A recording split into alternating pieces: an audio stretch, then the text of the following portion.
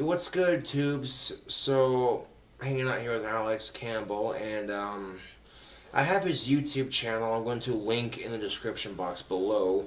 If you could subscribe to it, that would be super awesome. Anyway, the topic of tonight's video. Okay, a lot of women get pissed off because men don't understand them. Well, okay, common sense would tell you that you say one thing, but you mean the complete opposite. Of course men aren't going to fucking understand you. And I'll give you a hypothetical. Okay, if your girlfriend's on her period and she's being a royal bitch, and she's demanding that you go to the store to get her ice cream because she's got cramps and she doesn't feel like driving and dealing with assholes on the fucking road and shit. So you're like, okay, honey, what kind of ice cream do you want? Can you get me chocolate? Even though she wants strawberry. You go to the fucking store to get chocolate ice cream and come home, I wanted strawberry ice cream. Well, then if you wanted strawberry ice cream, then why the fuck did you not say it? Okay? Women will say one thing and then mean the complete opposite and then expect men to understand. I don't give a fuck what sex you are. That just makes no goddamn sense. So ladies out there who have boyfriends and husbands, okay, if you want your man to understand what the fuck you are saying and trying to communicate, then here's a thought. It's a crazy thought. But actually say what you mean, okay? Don't make us fucking guess. Okay, men are not stupid, but at the same time, we're not, mind readers here. We can't just into your mind and, hey, what is she thinking, Like, seriously.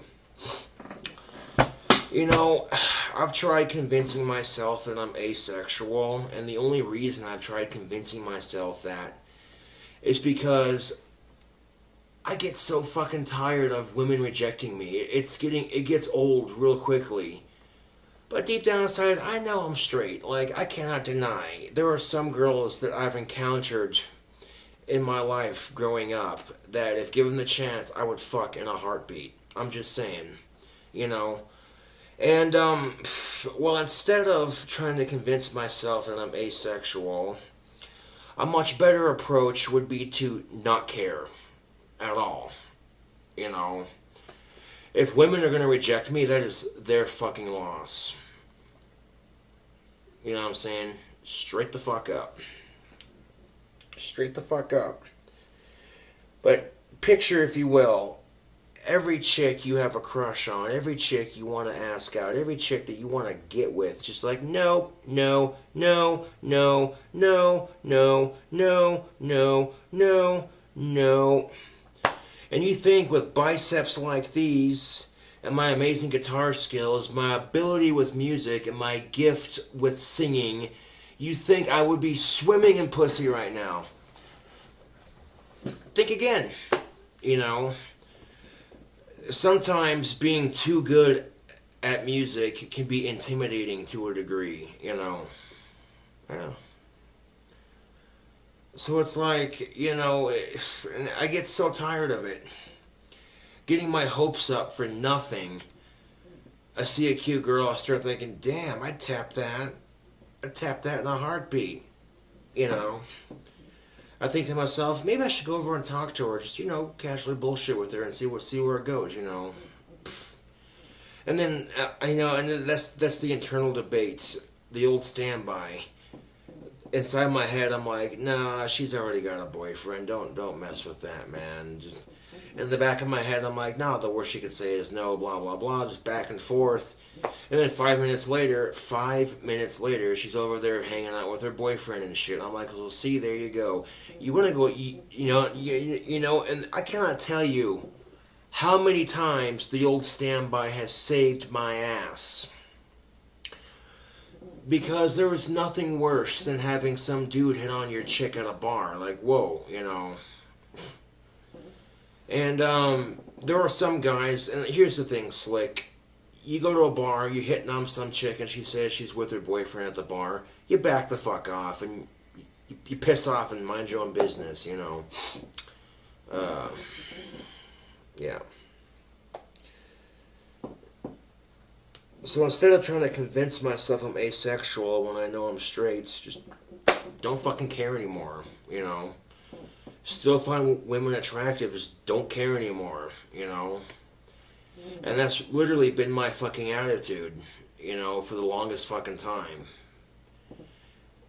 If I get a girlfriend, awesome. If I don't, it's whatever, you know. If I die alone, that's whatever. At least I will not die knowing what it doesn't feel like. You know, that would suck so hard, YouTube, if you went your whole life without getting your first kiss, without getting laid, without having your first girlfriend. Just your whole, from the time you exit the womb to the time you're put in your own goddamn tomb, to never knowing what it's like to feel a woman's embrace. Oh, dude, that is just miserable. It doesn't help the fact that our fucked up, hypocritical society makes the biggest deal in the world about sex and relationships. Like, straight the fuck up. Our society puts way too much hype, way too much hype on sex. You know, society as a whole is repulsed by it, but at the same time, to a degree, they're not repulsed by it, and to another degree, it's also in like 95% of the advertising. So, yeah.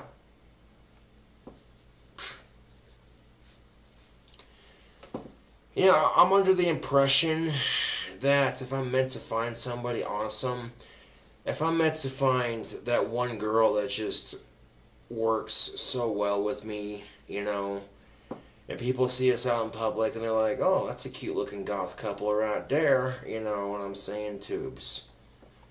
If it's meant to happen, it'll fucking happen whether I realize it or not. And that's the thing about life. Our destinies are written in stone before we even know. Yep.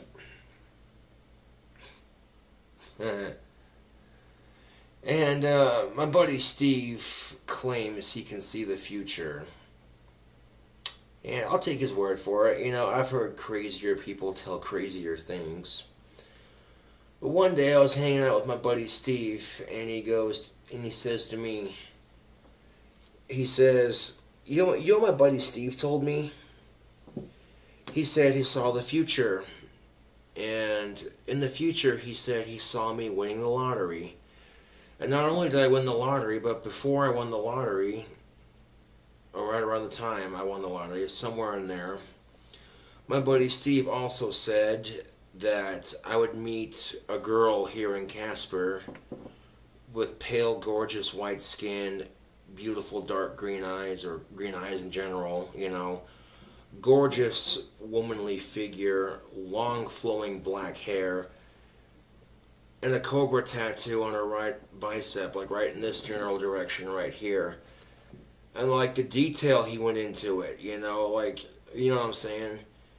Like, there was way too much detail, you know. And he said, and Steve also told me it's not going to happen overnight. It'll take some time, but it's going to happen. And he said it'll happen when I least expect it. And truth be told, that's how Stephanie happened. It happened when I least expected it. You know, I had a crush on this girl in Job Corps named Brittany, and gorgeous, pale skin, beautiful, fuck me, blue eyes, you know. And she left Job Corps, and I never got a chance to be with her, you know, but at the same time, towards the end of her stay at Job Corps, she actually went from being creeped out by me to actually talking with me a little bit, you know, and that was kind of cool. And after that, I was just like, you know what, fuck this. I want to focus on my studies at Job Corps and get my shit done and get out of here. And then out of fucking nowhere, one day in driver's ed, I walk out of driver's ed that day, class was over, and my female friend Emma, who had Asperger's as well, she walks up to me after driver's ed, straight up walks up to me and says, my friend Stephanie likes you, would you like to meet her? And, you know, when I heard those words exit her mouth, it took me a minute to process that, because up until that point, I had a couple girls here and there crush on me a little bit, but it didn't go very far at all. You know, I never got the chance to actually make it happen. For the most part, you know, getting rejected by every girl you have a crush on and every girl that you like fucking sucks, man. It's miserable. You know, and it's like, whatever, dude. And then up to that point, literally, I'm like, yeah, I'd like to meet her. Why not? You know, and before I even met her, in the back of my mind, I'm like, what if she's ugly? And at the same time, I'm like, that's kind of shallow. You know, how many girls out there are openly going to admit they like you? You know, roll with it and see what happens. And I met Stephanie, and I was taken aback. She wasn't ugly at all. You know, Stephanie's actually very attractive. So, yeah, I didn't do too bad for my first girlfriend. And I managed to make it last 2 years, you know, and, oh yeah, I regret cheating on Stephanie to this day. Like, you know, like, if I could take that back, I would. If anything, I've learned from my mistakes, you know. I had a good thing going with Stephanie, and if I would have kept my mouth shut, it'd probably still be going today. You never know. Actually, I don't know, YouTube. You know, I think eventually me and Stephanie would have broke up, even if I hadn't cheated on her, to be honest with you. And the reason I say that is because most people, their first relationships don't last that long. You know, 2 years for your first relationship is a pretty awesome track record. Yeah. But then Stephanie was telling anybody on Facebook who would listen how I didn't do anything for her and blah, blah, blah, blah, blah. What the fuck ever, dude. Don't fucking manipulate and lie to people like that, you stupid bitch. Holy shit. Stephanie had never had sex prior to meeting me, and then once Stephanie met me, the bitch loves the shit, man. Fucking Stephanie loves sex, man. The bitch is a nympho and a half, dude. And when you give a girl's first impression of sex to the point where her first impression is she really, really, really, really, really, really likes it, don't fucking sit there and say, oh, he didn't do anything for me. Fuck you. And then on top of that, when I got kicked out of Job Corps, Stephanie was bawling her fucking eyes out, man. By the time I got back to Casper, oh, dude, Stephanie was crying, missing me, all kinds of shit. And Stephanie wanted to drop out of Job Corps so she could be with me. And the only reason I convinced her to fucking stay and complete the program is so that when she got out of Job Corps, if a job became available in her field of study here in Casper, she could make way more money than I'd be making at Wendy's at the time. And literally, she gets to Casper, and no jobs were available in her field of study at the time. And so she ends up becoming a manager at McDonald's. Go figure. However, YouTube, for the record, let it be noted that if a job in computer technology becomes available, Stephanie could more than likely get it. And then more than likely get paid 3 to 4 times more than what she makes at McDonald's. And even though we're not in a relationship anymore, I could have been a horny bastard and said, yeah, Stephanie, drop out of Job Corps, come be with me so I can fuck your brains out. But I'm like, no. You know, I could have been a horny bastard and said, yeah, Stephanie, drop out of Job Corps. Fuck all that training you worked so hard for. But no, I convinced her to complete the program. Yeah. And then when Stephanie broke up with me, she left her fucking Job Corps certificates here. And I've been meaning to give Stephanie back her Job Corps certificates because she busted her ass to get those. I just haven't found an appropriate time to do it yet. And well, I would like to think that if me and Stephanie met up and I was like, here's your Job Corps certificates, I would like to think that, at least on my part, it wouldn't be awkward. I don't know about her, because I can't speak for Stephanie, but, you know, he never did anything for me. Bitch, please. When I was dating Stephanie, yeah, I showed her off on YouTube. Like, yeah, fuck all the haters. Look what I did. I got me a girlfriend. How do you like me now? You know? And granted, you know, whenever I could, YouTube, I would take Stephanie out to eat. You know, we go to Frosties or whatever and have a couple beers and kick it, you know. And granted, it wasn't the fanciest, but I did do what I could to provide. But after breaking up with Stephanie, I realized that, yeah, Stephanie's attractive, but I could do better. I could have done worse, and I could have done better. You know what I'm saying? Like, the two things that annoyed the fuck out of me about Stephanie, like, straight up just annoyed the fuck out of me. Okay, she overthinks everything. And then come to find out, she's also very, very, very manipulative. And it's like, okay, overthinks shit and then incredibly manipulative. And, yeah, okay, that's cool, you know. Yeah, that's cool, whatever, you know. Another thing that got to be really fucking annoying, like, I'm sitting there, you know, Stephanie's sitting next to me on the futon. I'm sitting there playing Grand Theft Auto 5, you know, bullshitting on the PS3. And out of fucking nowhere, Stephanie just gets emotional as fuck. Do you still think I'm pretty? And I looked at her like, are you stupid right now? And I looked at her at the time and I said, well, obviously, otherwise I still wouldn't be with you, now would I? Most guys would kill to have had a relationship like me and Stephanie had. Oh, yeah. Oh, yeah. Oh, yeah. And I'm saying that in the nicest way possible. I could have done better and I could have done worse, you know? And, like, since I've been with Stephanie, I've had sex with, like, 5 other women. So, there you go. Once you get your first girlfriend or whatever, it's pretty much downhill from there. We're your first wife. Yeah, but me and Alex, we went to Casper's with some friends of his, and sat around the table, chit-chatting, drinking coffee, you know, that sort of thing. Have a good time. Yeah. Yeah. But straight up, my buddy Steve told me, he's like, I can see into the future. And I'm like, that's cool, you know.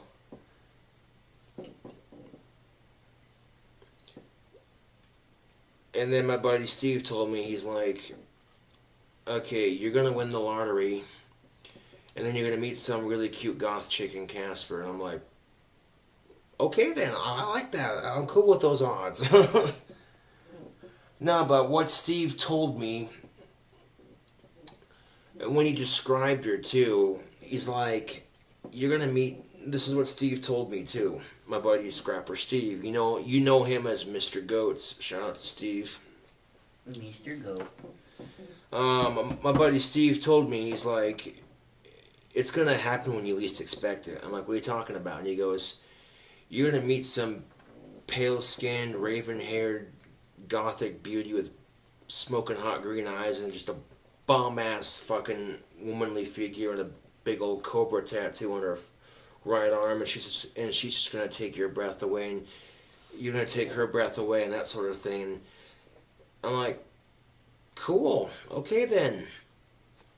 You know, and he said it'll happen when I least expect it. And going back to Stephanie, that's kind of how that sort of thing happened. You know, meeting Stephanie, it actually happened when I least expected it. You know. And trying to convince myself that I'm asexual when there's when there's a couple of women out there that I know of right now that I would fuck in a heartbeat. Straight up. And just knowing that alone, I know for a fact I'm not asexual. But trying to convince myself that I'm asexual, and the only reason I do that is because I'm sick and tired of being rejected by the opposite sex. It's bullshit, quite frankly.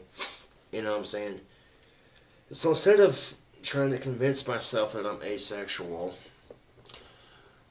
the approach I've had is just not care, you know? If I get a girlfriend, I get a girlfriend. If I don't, I don't. It's whatever, you know? Truth be told, you shouldn't have to rely on somebody else. You should not have to rely on somebody else for happiness. You know? Straight the fuck up. Okay, so can I ask a logical question? What's that? If you cannot rely on anyone else for happiness, why do we? Is that just because it's the idea of having someone there? Or... It's not just that, but it's also... I like to think it's... human instinct to like find a mate, reproduce, that sort of thing. It's just the animalistic nature of it. Yeah, but like, I don't know if you've noticed, but not all animals mate in pairs and stay together for life. I mean, take bears for example. Female bear goes in the heat. Oh, Boo Boo, he goes out there, he chases off Yogi with a stick, and he gets up on the trunk, and he gets it done. You know, this Boo Boo is pretty short. Yeah. But they get it done. He Yeah. spends about 3 days with her, you know. And then she whoops his ass and chases him off. Yeah. And this is the thing of it. Our society puts way too much pressure and way too much glamorous sort of light on relationships, love, and sex. And what society portrays for love and sex versus what it really is, two completely different things, YouTube. Completely. You know, what you might see in public with a happy couple, you don't see these couples behind closed doors. Like, couples fight over stupid petty bullshit, and they get into arguments, and either they break up or they make up. You know, one of the two. That's why if I ever get remarried, time I get angry at her, I'm just going to drop my drawers and give her that look with my hands on my hip like, woman, I'm upset. Now I'm giving you two options here. This is the part she's going to look at. She's going to see the look on your face, your body language, and she's like, oh man, he means business. And she's going to look down and she's going to be like, he definitely means business. I don't know what to do. I'm going to go away. Shut up. Because I did it to my ex-wife one time. She always told me, if you ever get angry, start stripping, and we'll just fuck it out. So I got fucking naked one day. She looked at me like I was crazy. That's what I really don't ever listen to what the fuck they say. Right. Well, it's okay to listen once in a while when it's important, but when they do shit like that, yeah, just let it play out. So, women, if you're tired of the men in your life not being able to figure out, here's a radical idea. If you want something or say something, mean what you say. Don't say one thing and then mean the exact fucking opposite and pull a typical woman move. Like, seriously. Or here's an advice. Why don't we use Newton's laws of physics and relativity and accept the fact that you're not going to find a male version to yourself. You should be finding the male version that is not yourself. Your opposite. Because opposites attract. Sometimes, and sometimes they do, and sometimes they don't. Sometimes. But like your true, exact polar opposite.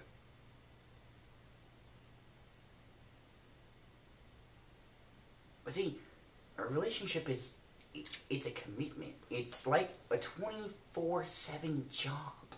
Yeah, exactly. Relationships are a 24/7 job. And dating, if anything, is a hiring process for that job. And I don't know if you guys really know this, but there is no I in team. No. No, not at all.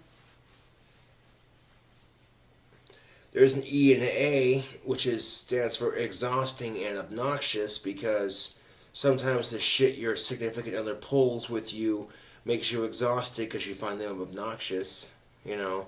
But then you exhaust them and you're obnoxious towards them, and there you go, team effort.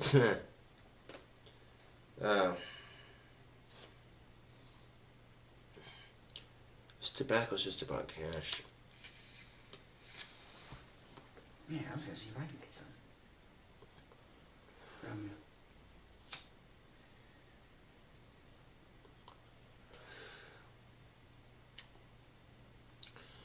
Well, that's a long enough video. On a correction on my last video, when I read my Powerball ticket, the only number I matched was one number. I didn't, yeah. But that's alright. Play it whenever I can, I suppose.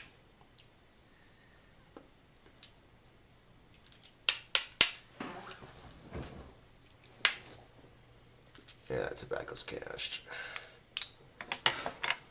Well, anyways, this is KINGCOBRAJFS with another video. And yeah, I shaved my goatee. I over-trimmed it again, but I can grow it back out.